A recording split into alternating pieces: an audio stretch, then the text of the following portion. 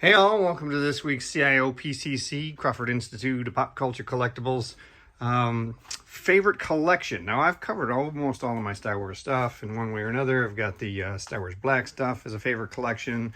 The Hot Toys and Sideshow 6 scale stuff as a favorite collection. I did a couple top 10 lists. I got a couple more top 10 lists to do.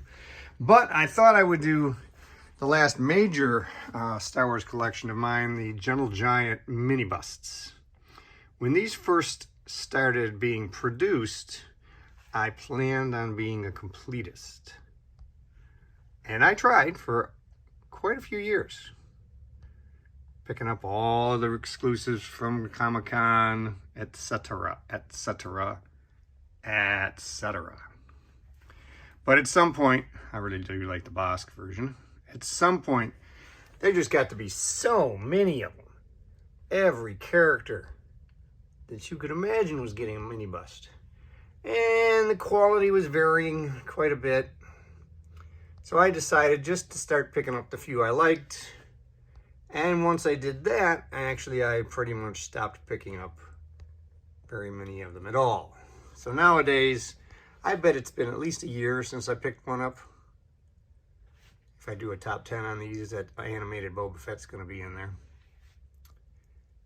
But I do think about a year ago I picked up The Mandalorian.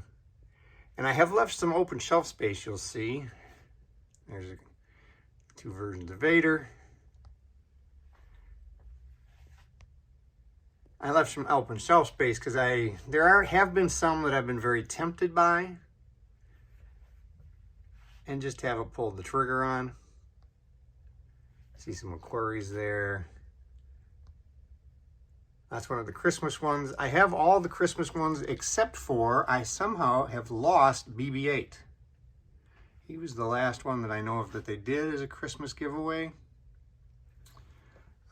And I had him.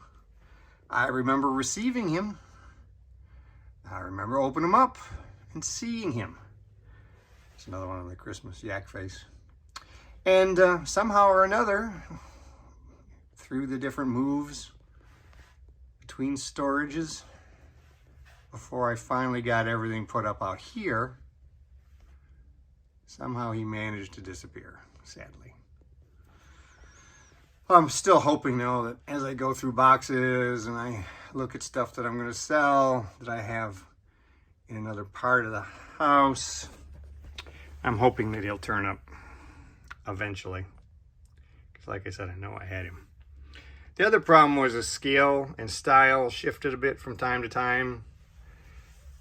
Some of these troopers were smaller than others. That didn't thrill me too much, as you can imagine. Some of the very early Vaders there.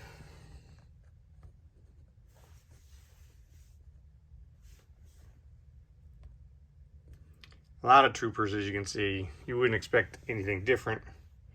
Troopers are the lifeblood of Star Wars collectibles, don't you know?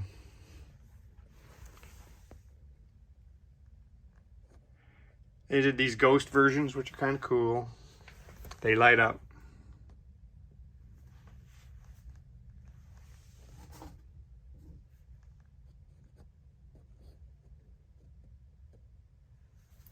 Got our share of droids.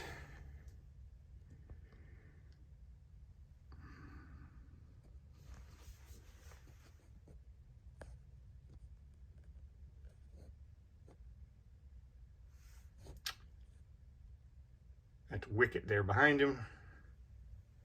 Don't really need to go all the way down there to show you Wicket. You know what Wicket looks like, right?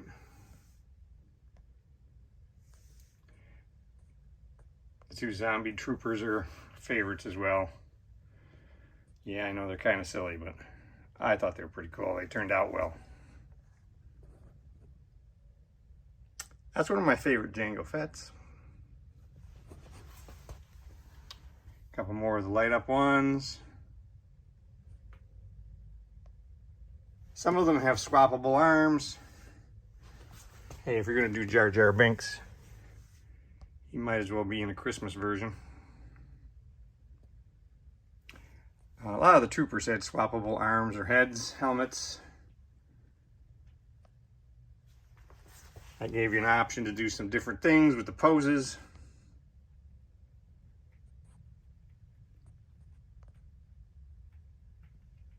And then we come down to the end.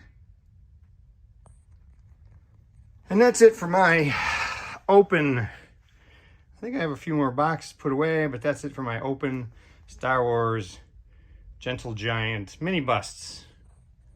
Let me know if you've picked any up and if there's any of the more recent ones that you think is really exceptional, because like I said, I've got some space down there for 3 or 4 more. Thinking about picking up a few more. I just have to make sure they're the right ones. Until next week, make sure you subscribe and have a good time collecting.